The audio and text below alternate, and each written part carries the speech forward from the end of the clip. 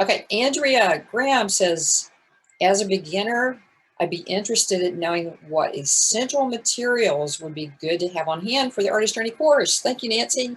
Yes. Well, really, you know, you don't need that many. Mostly, I kind of use just a few things, really. And I would say it would be good to have some paint. And the most minimal paint would be black and white.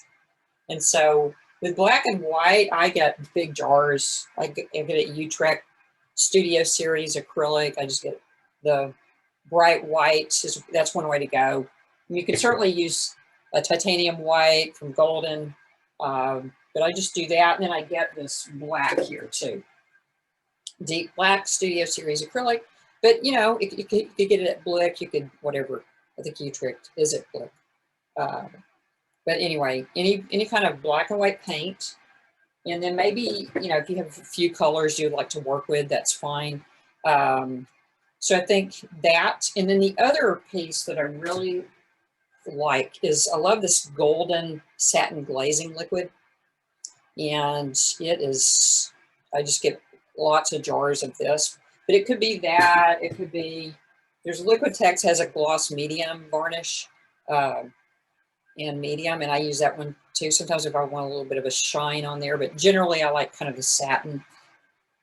So that kind of is very interesting. I have a mix of you know, kind of thick paints versus fluid paints, you know, like yellow ochre, like this golden, these fluid paints. So that's kind of the main pieces in terms of that. I think that I like to have some markers. Let's see what I've got here. I like to have some markers around. I've got to move things around here. Like well, whatever kind of markers you like, I think is fine. I'm just trying to see if I can dig it out. I like these Inktense markers, black. And I mean, some people like these kinds of markers. I can't think of what it's called. It's a graphite stick. I do sometimes use graffiti markers, and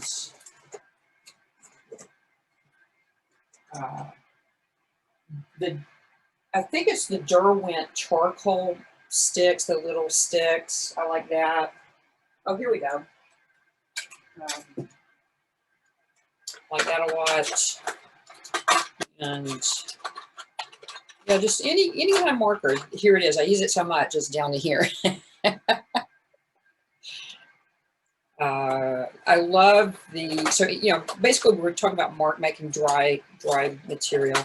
Oh, and the other thing I tend to work with is paint, like house paint. What is this called?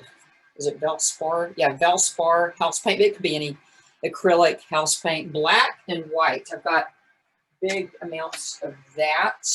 And then, of course, you know, I love these shapers. Okay, 3 inches firm.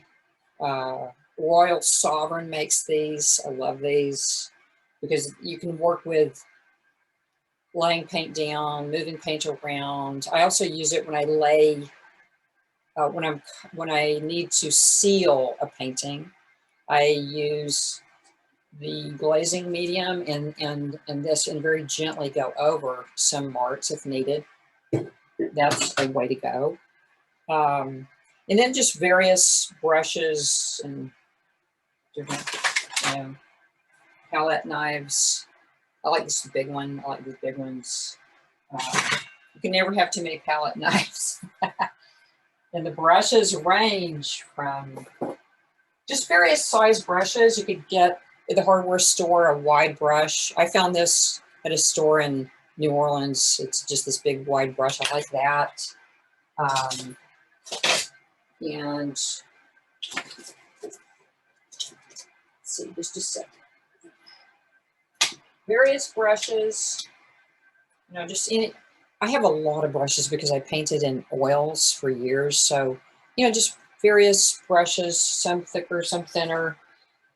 And I have these long handle brushes that they don't make them anymore, but there are some available somewhere. And I got to find the name of that again. That people in the master class told me that some of these can be found now. Of course, I love the Big Mama. You've heard me talk about this. This is the Escoda size 8. It feels great. It's got a weight to it. It feels fantastic. And then this little piece, it's just, it's kind of like a little shaper. It's a mini 01. I'm trying to see if there's another name on it because there's, Princeton Mini 01. So I use this all the time for painting, for moving paint, for picking up paint, and it's just fantastic. So those are kind of the ones I just keep using again and again. And then once you have that basic material, then you can kind of build from there, maybe bring in inks and various things, just experiment essentially. So I hope that's helpful. Yeah, and let me jump back one more back to Maxine.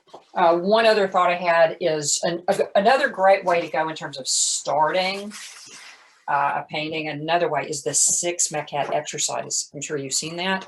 And so this was an example of, I think it goes like that, 6 maquettes where they kind of ran into each other, and that could start to become a painting, or it could just remain a study. That's one of my favorite ways of, just actually getting into the studio and just getting going. And then from there, maybe something else unfolds. Maybe I start exploring shapes or something like that. So it's really just allowing yourself to, go for whatever you're drawn to, and we'll run with that.